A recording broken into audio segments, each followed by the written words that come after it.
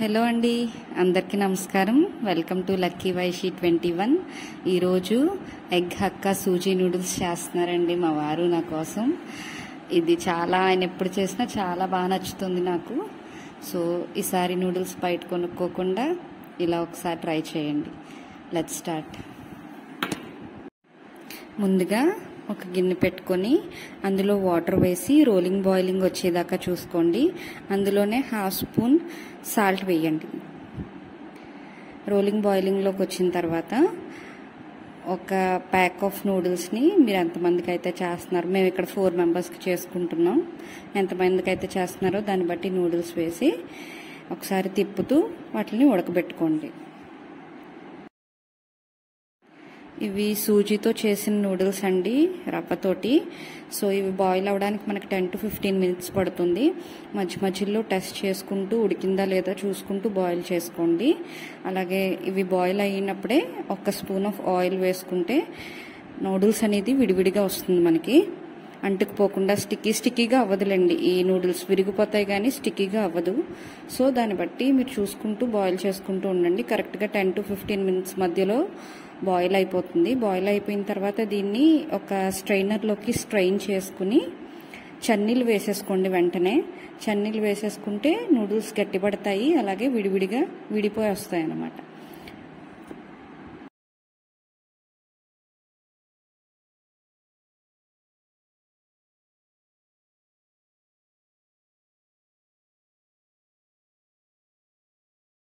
ఇప్పుడు డ్రైన్ చేసిన నూడిల్స్ని పక్కన పెట్టి వెడల్పుగా ఉండే ఒక కడాయిని తీసుకుని కొంచెం ఆయిల్ వేసుకుని 3 eggs బ్రేక్ చేసి వేసుకోండి.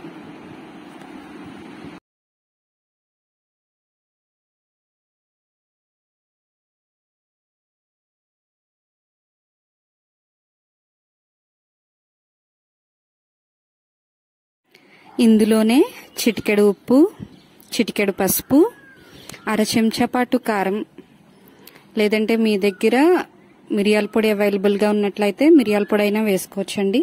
వేసి ఉక్కిర్లాగా కలుపుకోవాలి.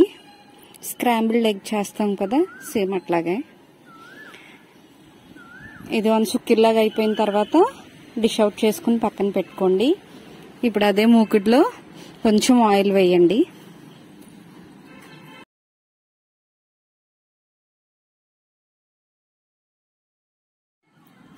ఇందులోనే 1 కప్పు వరకు తరిగిన ఉల్లిపాయలు, 2-3 సన్నగా తరిగిన పచ్చిమిర్చి, 3 రెమ్మల దాకా వెల్లుల్లి సన్నగా తరిగినది, సన్నగా తరిగిన క్యాబేజీ, మీకు ఇంకా సన్నగా తరిగిన క్యాప్సికమ్ కానీ క్యారెట్ కానీ అలా మీరు ఏ వెజిటేబుల్స్ వేసుకోవాలనుకున్నా వేసుకోండి. ఇందులోనే కరివేపాకు కూడా యాడ్ చేసుకుని లో ఫ్లేమ్ మీద టాస్ చేసుకోవాలండి. ఇప్పుడు డ్రైన్ చేసి పక్కన పెట్టుకున్న హక్కా నూడిల్స్ని తీసుకొచ్చి ఇందులో వేసి ఇందులోనే 1 స్పూన్ దాకా డార్క్ సోయా సాస్ అని మార్కెట్లో అవైలబుల్గా ఉంటుంది, అది 1 స్పూన్ యాడ్ చేయండి.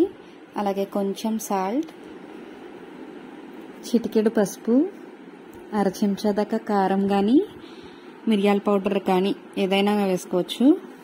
వేసుకొని స్క్రాంబుల్ చేసి పక్కన పెట్టుకున్న ఎగ్ని కూడా ఇందులో యాడ్ చేసేసి కంటిన్యూస్గా కలుపుకుంటూ ఉండాలండి హై ఫ్లేమ్ మీద. అప్పుడే కింద మాడిపోకుండా పొడి పొడిలాడుతూ నూడిల్స్ అనేవి స్ట్రీట్ స్టైల్లో వస్తాయి మనకి. కంటిన్యూస్గా వీడియోలో చూపిస్తున్నట్టుగా స్టిర్ చేస్తూ ఉండండి. మన దగ్గర పెద్ద పెద్ద మూకుడులు పెద్ద పెద్ద గరిటలు అవి ఉండవు కాబట్టి 2 ఫోర్క్స్ తీసుకుని వీడియోలో చూపిస్తున్నట్లుగా చేస్తే మొత్తం కలిసే వస్తుందండి. సో అలా చేసుకున్నాక లైట్గా టమాటో కెచప్ కానీ టమాటో సాస్ కానీ యాడ్ చేసుకుని మళ్ళీ ఒకసారి హై ఫ్లేమ్ మీద కలుపుకుంటూ ఒక 2 minutesలో డిష్ అవుట్ చేసుకుంటే వేడి వేడి ఎగ్ హక్కా సూజీ నూడిల్స్ రెడీ అవుతున్నాయండి. ఖచ్చితంగా మీరు కూడా ట్రై చేసి మీకు ఎలా కుదిరిందో నాకు కామెంట్ సెక్షన్లో చెప్పడం మర్చిపోకండి. మా వారు చేసిన ఈ ఎగ్ సూజీ నూడిల్స్ నాకు ఎంతగానో నచ్చాయండి. మీకు కూడా రెసిపీ నచ్చినట్లయితే ప్లీజ్ లైక్ చేయండి, షేర్ చేయండి, సబ్స్క్రైబ్ చేయండి. Thank you for watching.